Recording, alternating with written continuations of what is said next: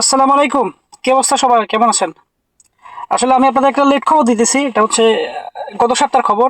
অর্থাৎ আমি আজকে একটু লেট, আমি কাজের ব্যস্ততার কারণে হয়তো ভিডিও করতে পারি নাই।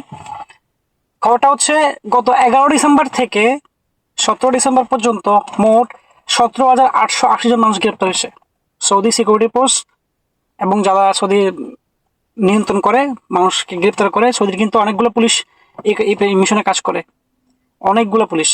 শুধু একটা পুলিশ কাজ করে না, এখানে বিভিন্ন সেক্টরে যে পুলিশগুলো থাকে সিকিউরিটি, ওরা কিন্তু এই অভিযানগুলো পরিচালনা করে। মোট কথা ডিসেম্বর 11 তারিখ থেকে ডিসেম্বর 17 তারিখ পর্যন্ত 17,880 জন গ্রেপ্তার হয়েছে।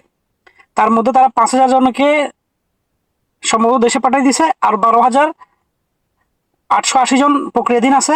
এর মধ্যে বেশিরভাগ লোকেই কিন্তু আকামাজনিত সমস্যার কারণে, অর্থাৎ আকামা এক্সপায়ার, হুরুপ খাওয়া, এরকম লোক। কিছু আছে বর্ডার পাস, বিভিন্ন অপরাধের কারণেও গ্রেপ্তার করা হয়েছে। এটা হচ্ছে গত সপ্তাহের খবর।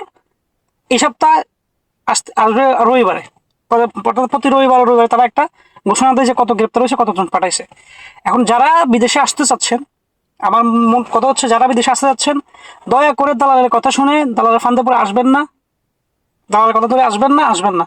কারণ দালাল আপনাকে বলবে আমি 3 মাসের আকামা দিব। 3 মাসের আকামা বলতে কোনো আকামা হয় না। এক, ফ্রি ভিসা বলতে কোনো ভিসা নাই। আপনি যখন বিদেশে আসবেন, দালালের কথা শুনে যখন আসবেন, আপনি যাচাই বাছাই করে 8-10 জনের সাথে কথা বলে, যদি আপনার আত্মীয় না থাকে অপর আত্মীয়ের সাথে যোগাযোগ করে আসুন। যদি আপনার পরিচিত লোক না থাকে অপর পরিচিত মানুষের সাথে যোগাযোগ করে আসুন। 8-10 জনকে জিজ্ঞেস করে তখন, যদি সৌদির অবস্থা অনেক খারাপ। আপনি চিন্তা করেন, একটা সপ্তাহে যদি 17,880 জন মানুষ গ্রেপ্তার হয়, তার মানে আপনি বুঝেন দৈনিক গড়ে 1,000-1,000-এর উপরে 7 দিন যদি হয়, দৈনিক 1,000-1,500-এর উপরে মানুষ গ্রেপ্তার হয়েছে। 17,000 আপনি হিসাব করেন। তাহলে কিভাবে মানুষ গ্রেপ্তার হচ্ছে? এটা পুরো সৌদি আরবে সব জায়গায় অভিযান চলছে, সব জায়গায় মানুষ গ্রেপ্তার হচ্ছে। আকামা এক্সপায়ারও তুলে নিয়ে যাচ্ছে, হুরুপলেও তুলে নিয়ে যাচ্ছে, কোনো কাগজপত্র সমস্যা দেখাতে না পারলেও তুলে নিয়ে যাচ্ছে। অর্থাৎ আপনি যে সৌদি আরবে আসতে চাচ্ছেন, যারা আসতে চাচ্ছেন, দয়া করে যাচাই বাছাই করে তারপরে আসেন।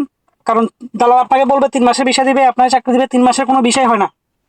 একটা মানুষ যখন বাংলাদেশ থেকে আসে, আসার পরে 3 মাসের একটা ভ্যালিডিটি থাকে আকমা করার জন্য, তার কাগজপত্র করার জন্য। তো ওই দালালরা কি করে, আপনার এই যে জাওয়াজাতে, অর্থাৎ যে সৌদি যে জাওয়াজাত আছে, তারা ওখানে কিছু টাকা দিয়ে একটা আকামা নাম্বার তুলে নেয়। অর্থাৎ যে এই নাম্বারে আপনার আকামাটা আসবে, এই নাম্বার আপনার আকামাতে এই নাম্বারটা আসবে। তো ওই 400-500 টাকা দিয়ে, 400 টাকা দিয়ে ওই আকামা নাম্বারটা তুলে নেয়। তুলে নেওয়ার পরে যখন এটা আপনাকে দিবে, তখন বলবে যে এটা 3 মাস তুমি করতে পারবা, করতে পারবা। এটা এরপরে 3 মাস পরে তোমার আকামা করতে হবে। এখন তখন মানুষগুলো ফেসে যায়। তখন মানুষগুলো বিভ্রান্তিতে পড়ে যায়, চাকরি পায় না, বাকরি পায় না। এরপরে কান্নাকাটি শুরু। এর অনেক অসংখ্য প্রবাসী আছে যে আসে কান্না করতেছে, 4 লাখ টাকা 5 লাখ টাকা খরচ করে এসে এখানে কান্না করতেছে। অসংখ্য লোক আছে, অসংখ্য। এটা আপনি গণে শেষ করতে পারবেন না। আপনি চিন্তা করেন, এক সপ্তাহে যদি 17,880 জন মানুষ গ্রেপ্তার হয়, তার মানে আপনি বুঝেন সৌদি আরবের অবস্থা কেমন। তার মধ্যে এখন পর্যন্ত তারা বলতেছে যে 5,000-এর মতো ডিপোর্ট করে দিছে, অর্থাৎ পাঠাই দিছে। আর 12,000 এখনো প্রক্রিয়াধীন আছে। অর্থাৎ হয়তো 10-15 দিন 20 দিনের ভিতরে সেগুলো পাঠিয়ে দিবে। যেভাবে লোক ঢুকতেছে সেভাবে লোক বাইরে দিতেছে। তো যদি আপনি প্রতি সপ্তাহে যদি 10,000 ঢুকে, 17 বাইরে দিতেছে। 20,000 ঢুকলে 15,000 বাইরে দিতেছে। এমন অবস্থা। সবাই দয়া করে কেয়ারফুল থাকবেন প্লিজ। দয়া করে দালালের কথা শুনে আসবেন না, দালালের ফান্দে পড়বেন না। সবাই নিজ নিজ জায়গা থেকে সতর্ক থাকুন। আল্লাহ সবাইকে হেফাজত করুক। আমিন। আসসালামু আলাইকুম।